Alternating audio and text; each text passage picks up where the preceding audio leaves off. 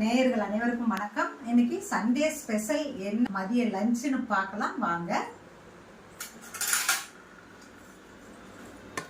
பாருங்க, white rice,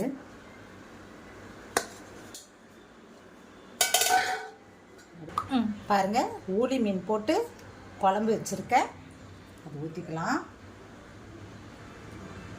சூப்பரான மீன் குழம்பு. அடுத்து வந்து பாருங்க, மீன் வந்து ஃப்ரை பண்ணி வச்சுருக்கேன் பாருங்கள், ரெடியாக இருக்குது. அடுத்து வந்து எறா தொக்கு, பாருங்கள் எறா தொக்கு ரெடி பண்ணியிருக்கேன்.